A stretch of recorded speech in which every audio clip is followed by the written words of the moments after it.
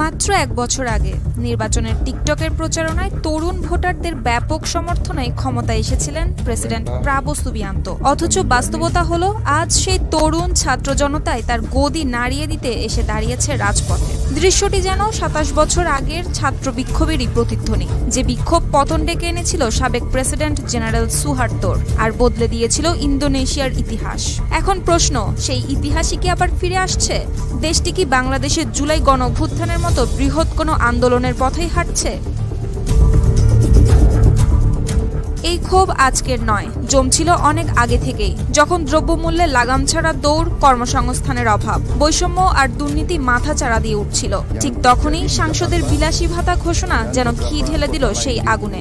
২৫ August শুরু হওয়া বিক্ষোভ মাত্র ৩ দিনের মাথায় চলে যায় নিয়ন্ত্রণের বাইরে। ২৮ আগস্ট সংসদ ভবনের সামনে পুলিশের গাড়ির নিচে চাপা পড়ে ২১ বছরের আফান কুর্নিয়ান। তার মৃত্যু মুহূর্তেই সেই বিক্ষোভকে পরিণত করে দাবানলে। হাতে খাবারের ব্যাগ নিয়ে বেরোনো সেই তরুণ এক ঝটকায় পরিণত হয় আন্দোলনের প্রতীকে। শুরুতে সরকারি ভবন, রাজনীতিবিদদের বাড়িতে সীমাবদ্ধ থাকলেও এবার বিক্ষোভ ছড়িয়ে যায় বাংদুংয়ের বিশ্ববিদ্যালয় এলাকাতেও। প্রথমবারের মতো বিশ্ববিদ্যালয় ক্যাম্পাস ঘেঁষে পুলিশের টিয়ার গ্যাস আর রাবার বুলেট ছোড়ার ঘটনা কাঁপিয়ে দিয়েছে শিক্ষার্থীদের। এরপর থেকেই শিক্ষার্থীদের অংশগ্রহণে আন্দোলন হয়ে উঠেছে আরও ভয়াবহ।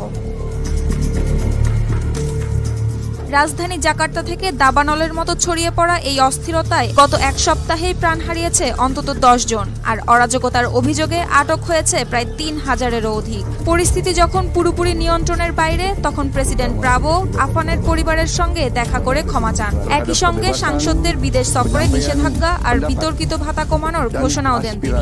তবে ক্ষুব্ধ জনতার অভিযোগ, নির্যাতনের মাত্রা কমার বদলে আরও বেড়েছে।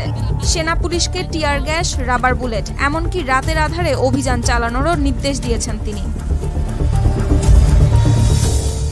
ইন্দোনেশিয়ার এমন উত্তপ্ত পরিস্থিতিতে আজ শিক্ষার্থীদের পাশাপাশি ঝাড়ু হাতে নেতৃত্ব দিচ্ছেন নারীরাও। সেনা, পুলিশ আর মিলিশিয়ার বিরুদ্ধে তারা দুর্নীতি, দমননীতি আর অতিরিক্ত বল প্রয়োগের প্রতিবাদ জানাচ্ছেন এই প্রতীকী মিছিলে। তবে একই সঙ্গে জাতিসংঘ সহ মানবাধিকার সংস্থাগুলো পুলিশের অতিরিক্ত বল প্রয়োগের সঠিক তদন্তেরও দাবি তুলেছে।